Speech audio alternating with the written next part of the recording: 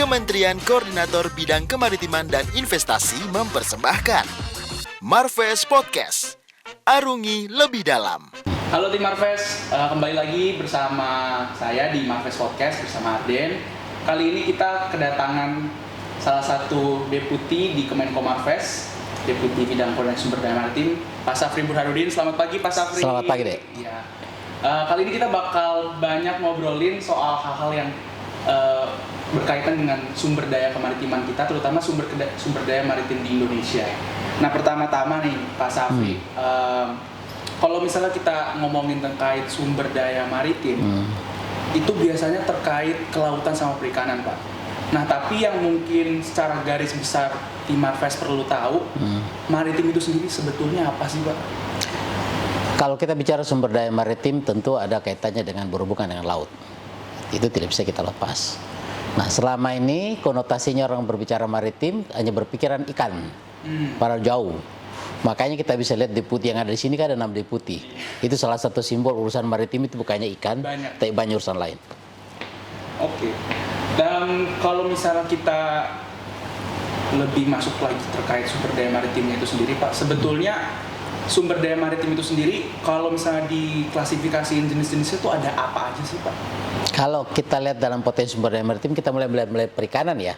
Ada perikanan tangkap, ada perikanan budidaya, ada industri perikanan, ya kan, ada industri maritim sendiri, industri perkapalan, ada wisatanya, ada energinya, ada coastalnya, ada pulau-pulaunya, itu semua bagian dari potensi maritim. Itu semua bagian. Itu potensi maritim dan itu punya nilai sendiri. Dan itu lagi banyak kita kembangin ya Pak di Indonesia ini sekarang, lagi benar-benar kita gencarkan ya Pak. Salah satu contoh yang kita lagi gencarkan sekarang adalah kaitannya dengan kita katakan sumber daya maritim kalau dari perikanan budidaya dan tangkap ya. Tapi lain sumber daya energi terbarukan itu kita kembangkan. Kira-kira gambar itu.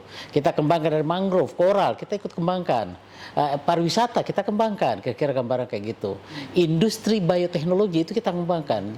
Jadi ini belum banyak disentuh. Itu yang belum disentuh dan itu yang lagi dikembangkan. Justru itu yang punya nilai luar biasa. Itu yang punya nilai luar biasa ya Pak. Nah, tapi yang sebelum kita bahas lebih jauh nih Pak, yang paling mendasar itu kan perikanan ya Pak. Ya. Perikanan tangkap sama perikanan budidaya. Pak Safri udah ngomongin juga.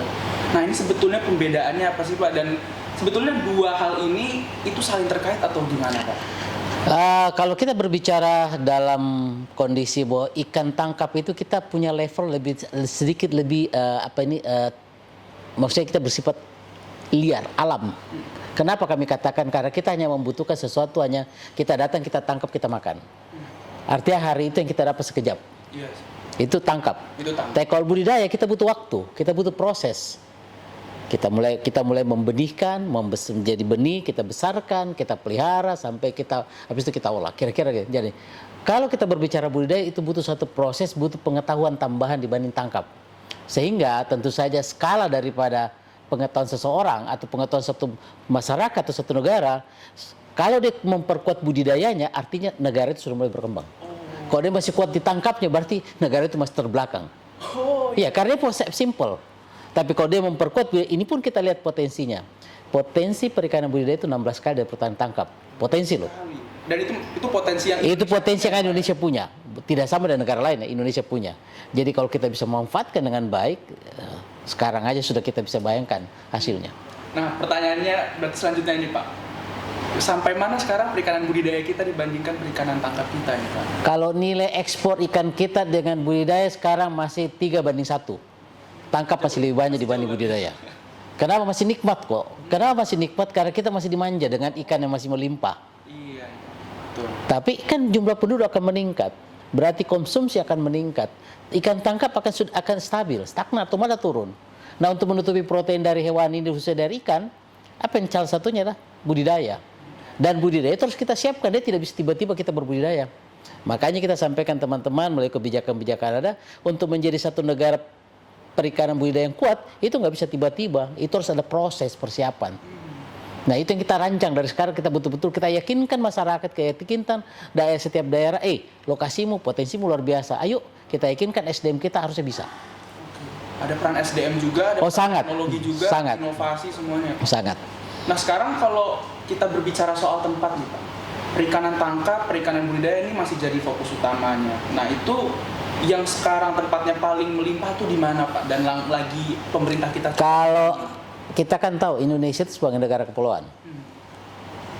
Panjang garis pantai kita 108.000 km, baru tergarap kurang dari 1% untuk pengembangan budidaya, khususnya budidaya laut.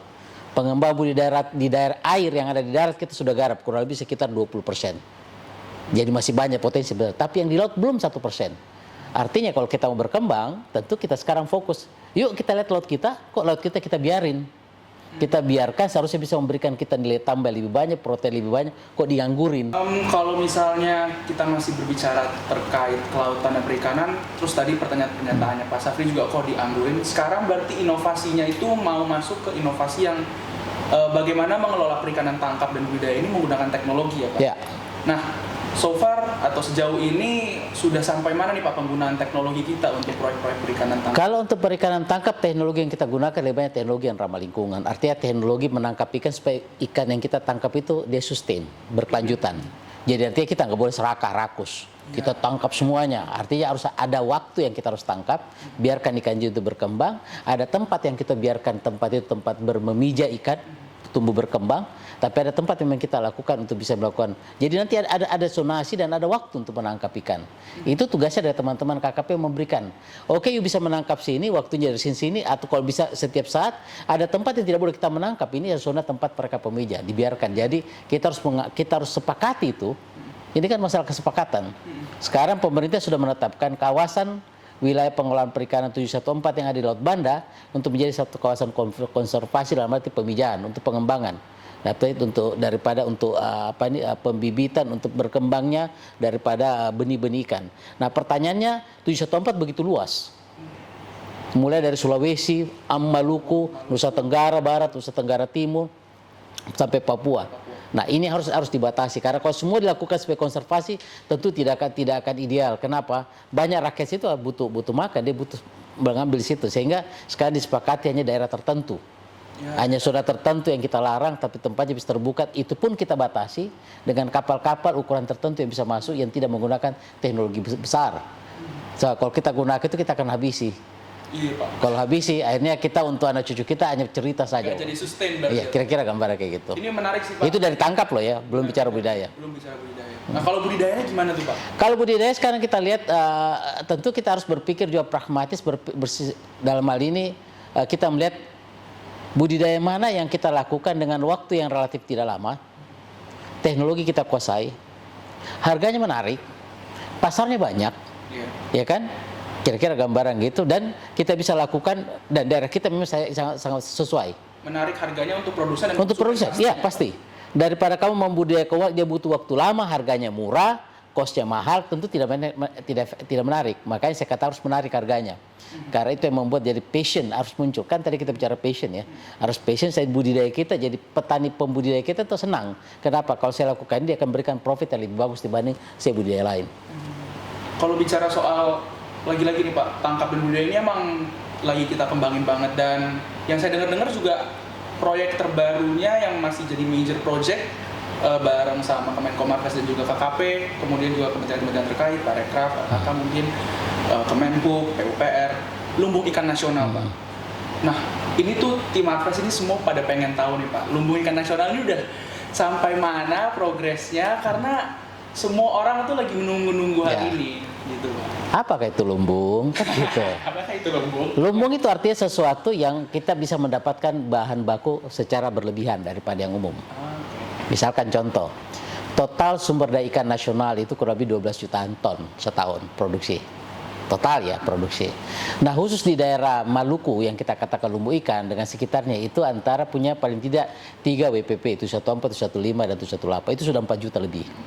Artinya dikatakan lumbung karena dia punya produksi sumber daya ikan itu melebihi daripada 20% dari yang setotal. Sedangkan dia hampir 40%, kira-kira hampir 40% totalnya. Artinya kita katakan lumbung.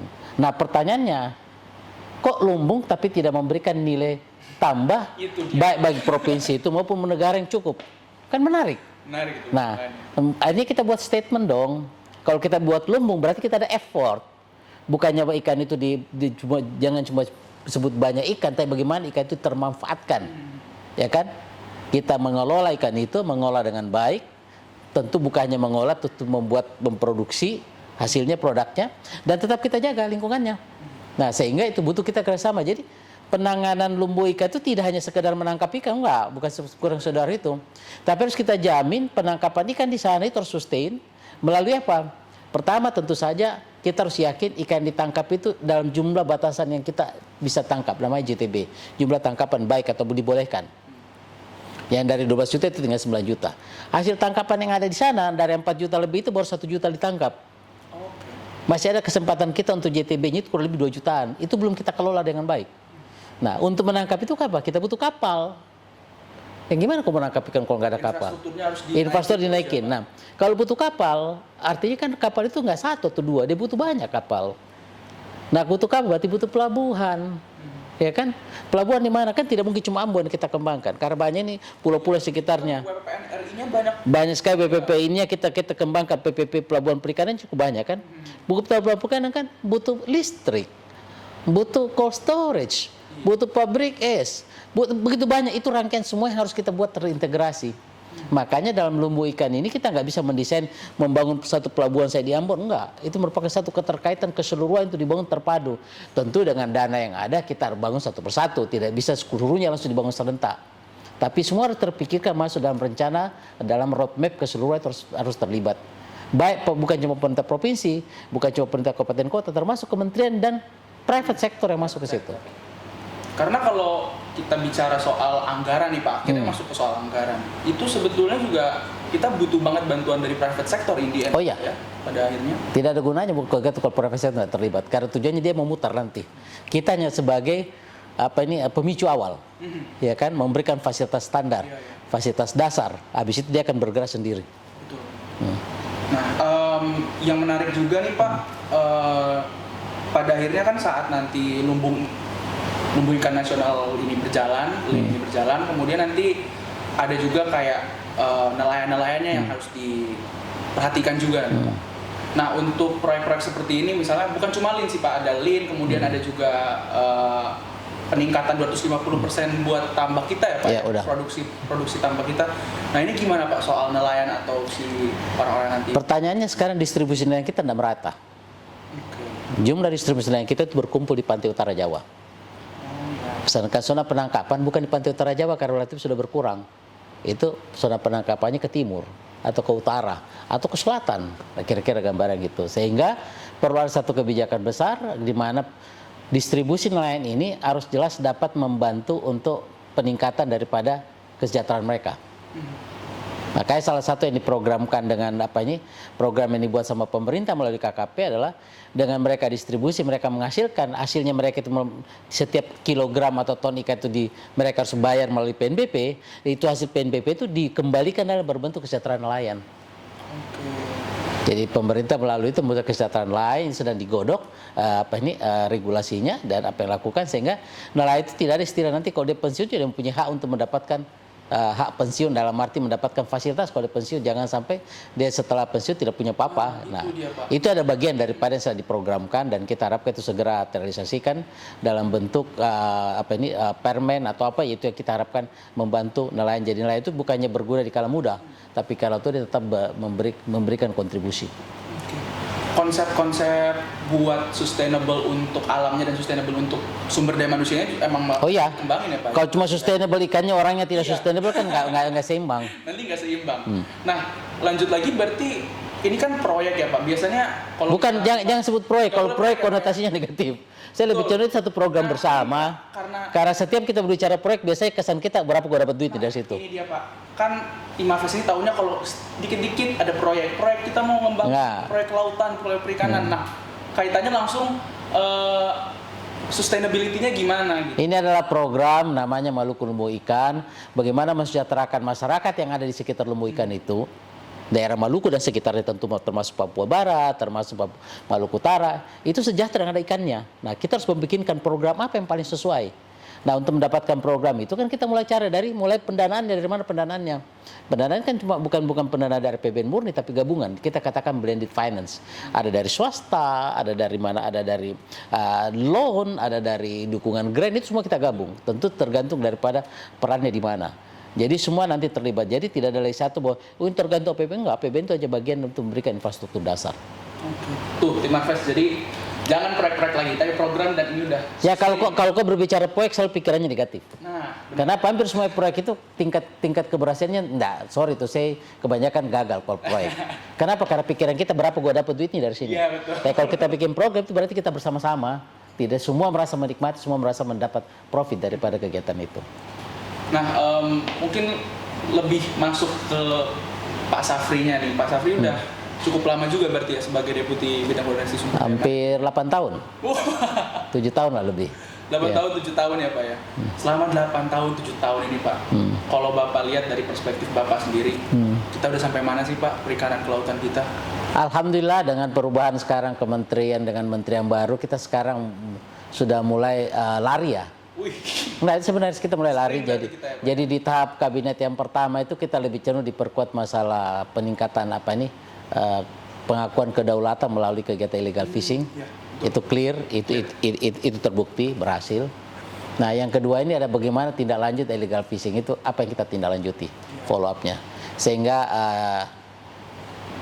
kegiatan perekonomian di laut tetap bisa berjalan, tapi tetap komit dengan peraturan perundangan yang ada. Jadi hal-hal ilegalnya udah kita tackle, Ya. kemudian sekarang gimana caranya kita meningkatkan. Kan kita sudah yang ilegal kita sudah tangani nih. Bagus kita katakan. Jadi melalui kegiatan-kegiatan. Nah, sekarang bagaimana yang ilegalnya semua sudah menurut. Ya kan, perusahaan sudah tidak aneh-aneh. Nah, sekarang gimana caranya perusahaan penangkap, kita khususnya bicara perikanan tangkap ya. Nah, bagaimana mereka memberikan kontribusi ke negara. Angka yang ada selama ini cuma 600-an miliar. Nah, target kita tahun ini paling tidak kita dapat 1,3. Tahun berikutnya kita dapat sekitar 6, tahun berikutnya kita dapat 9, akhir 2024 kita harapkan dapat sampai 12 sesuai target daripada Menteri Kelautan. Kita mendorong jadi target Menteri Kelautan kita dukung melalui sisi kebijakan dengan faktor-faktor kementerian lain yang bisa ikut membantu sehingga ini bisa berjalan. Selama ini kita tahu kelautan perikanan selalu dianggap sebagai kementerian yang hanya mengeluarkan duit. Karena APBN-nya jauh lebih besar daripada PNBP-nya, ternyata tidak. Sebenarnya kita sangat kaya kok dari sini. Tinggal bagaimana kita manage dengan semua aturan kita buat transparan, semua bisa melihat ikan berapa yang masuk, berapa ditangkap, angkanya kita bisa lihat berapa pajaknya masuk. Akhirnya saya pikir harusnya kita tidak semiskin itu yang dibilang angkanya 600 bisa lebih besar. Dan saya yakin Menteri Kelautan bisa lakukan dengan itu dengan tim yang ada sekarang. Apalagi dengan berbagai macam program yang sedang dijalankan sama pemerintah ya Pak untuk peningkatan kualitas ini. Nah Pak, terkait kelautan dan perikanan, Bapak sebagai deputi, terus Pak Safri juga punya background orang Makassar juga, yang rata-rata orang Makassar itu pesisir, itu ada keterkaitannya nggak sih Pak? Memang sejak awal kayak memang karena saya juga orang Indonesia dan dari Makassar, kemudian kayak wah ini memang udah tugas saya banget nih, atau gimana tuh Pak? Ini kan kehidupan kita, saya ini kan hidup dari kecil di pantai ya, lihat kehidupan hari-hari ya, kira-kira gambaran gitu, lihat suasananya, ininya. Ada satu filosofi yang kita ini, bahwa potensi perikanan kita itu sampai sekarang yang saya lihat belum memberikan nilai yang wajar. Kenapa belum nilai yang wajar? Kita negara produsen ikan nomor 2 terbesar di dunia. Tapi kita punya penghasilan dari ikan nomor 12. Artinya adalah ikan kita tuh nilainya belum pas. Belum bahas ya Pak ya? Ya kan, kalau kita lihat nilai ikan kita. Nah, dari sisi itu kami dari kita berbicara budaya mungkin yes, tapi salah satu yang saya anggap menarik bahwa kita bisa melakukan sesuatu jauh lebih besar. Makanya dalam hal ini yang kita butuhkan adalah keterbukaan. Kalau teman-teman semua terbuka dalam hal ini di birokrasi terbuka, aturan kita buka, kita welcome, kita tidak mempersulit urusan masalah perizinan operasional, saya yakin kita akan melejit. Baik mulai dari perizinan sampai di pengawasan, kita fair aja, transparan. Kalau salah kita bilang salah, kalau tidak jangan kita paksakan bilang salah. Karena yang jadi masalah kan gitu, banyak yang benar disalahkan. Ya kira-kira gambaran gitu dalam arti kenapa? Artinya kalau mereka sudah berusaha semua baik, mari kita bantu mereka karena mereka lah yang memberikan motivasi yang ikut bekerja. Sebab kalau mereka sudah kita memberikan perlakuan yang tidak adil, akhirnya kemauan untuk berusaha di bidang perikanan akan turun. Ini kita tidak inginkan. Padahal kita memang secara dari hati kita, dari dasar kita, dari memang kita memang udah budaya baharinya kental sekali ya Pak. Sangat. Nah Pak, sampai sekarang kalau misalnya Pak Safri mau kasih pesan ke tim Marves sini, terutama anak-anak muda, buat budaya bahari kita, buat sumber daya maritim kita, apa yang Bapak pengen kasih pesan ke mereka nih? Pesan yang utama, pesan yang paling jelas, negara kita negara kepulauan. Kalian tahu bahwa kita sebagai negara dengan jumlah pulau terbesar di dunia, pulau kita itu masih banyak yang kita belum manfaatkan secara optimum. Apalagi perairan kita yang belum kita kelola. Coba kita merenung, coba kita melihat ada waktu. Bukalah, Anda kan punya, masing-masing punya smartphone lah ya. Cobalah Anda membuka sekali-sekali melihat bagaimana website pulau-pulau terluar, apa yang ada di pulau ini. Anda membaca dan melihat bagaimana pulau-pulau kita, bagaimana penghidupan sana. Bagaimana laut kita harus kelola. Dan terutama bagaimana kita menjaga laut kita tetap, tentu saja kita tetap menjaga laut kita tetap bersih. Karena dengan kebersihan laut itu akan menjaga kehidupan ekosistem dalam, ekosistem terjaga, maka ikan-ikan akan menjadi lebih bagus juga. Dan saya yakin kalian semua mencintai laut yang sehat, laut yang bersih. Karena dengan laut yang sehat dan laut yang bersih, kita akan bisa menjamin anak cucu kita, turunan kita bisa mendapatkan ikan dengan kualitas yang sama yang kita makan konsumsi hari ini. Dan Anda tahu, Indonesia salah satu yang menjadi idola atau fokus negara-negara konsumsi ikan di dunia untuk mencari ikan di sini. Nah, kalau mereka tahu kita fokus ke sini, maka mari kita jaga supaya kita tetap diperhatikan mereka. Sebab kalau kita tidak jaga, mereka akan meninggalkan kita juga. Artinya ikan yang kita produksi sudah tidak dianggap sehat lagi oleh mereka, sehingga tidak apa yang kita usahakan sia-sia. Makanya saya mengajak adik-adik semua, kaum muda untuk berpikir dengan protein ikan itu jauh lebih besar dan jauh lebih sehat dan jauh lebih murah yang kita bisa lakukan. Kenapa? Anda bisa lihat ikan yang kita kelola dengan baik harganya lebih mahal dari daging loh. Jadi jangan Anda pandang enteng ikan loh. Karena saya sampaikan, karena ikan memberikan nilai tambah dan nilai sehat lebih tinggi. Dan saya ajak buat Anda semua konsumsi ikan. Tentu dalam hal ini konsumsi ikan kita itu baru kurang lebih 60 kiloan per kapita per tahun. Itu harus kita tingkatkan. Ya, saya tidak ingin seperti Jepang yang sudah lebih 100-an, tapi harapkan kita bisa lakukan. Kalau kami orang Makassar hampir kalau tidak makan ikan itu belum makan namanya. Jadi ini saya sarankan. Nah, itu tentu kita jaga hal ini bisa kita lakukan bersama. Dan sekali lagi jaga laut kita, laut kita bersih, tetap sehat. Jaga laut, makan ikan yang banyak kalau katanya Pak Deputi nih. Terima kasih Pak Deputi. Terakhir Pak Deputi, kita mau main game sedikit aja. Apa itu? Ini kita jawab cepet nih Pak Deputi ya. Apa aja? Ada 2 pilihan, jawab cepet. Perikanan tangkap atau budidaya? Budidaya. Snorkeling atau diving? Diving. Tuna sirip biru atau udang faname? Udang faname. Udang faname. Pisang hijau atau palu butung? Pisang hijau. Jakarta atau Makassar Pak Safri? Dua-duanya. Konro atau Coto Makassar? Enaknya ikan. Katanya suruh jawab, tidak. Di pantai atau di laut Pak Safri? Pantai yang indah. Di pantai. Ya. Jogging atau sepedaan? Jogging. Masak ikan sendiri atau dimasakin ibu? Paling enak masak sendiri, apalagi dibantu sama ibu. Asik. Laut dalam atau laut dangkal Pak? Laut dangkal. Laut dangkal, mantap. Terima kasih banyak Pak Safri untuk waktunya di Marves Podcast. Terima kasih juga tim Marves yang sudah mendengarkan Marves Podcast. Nanti kita ketemu lagi. Dadah. Dadah. Salam sehat.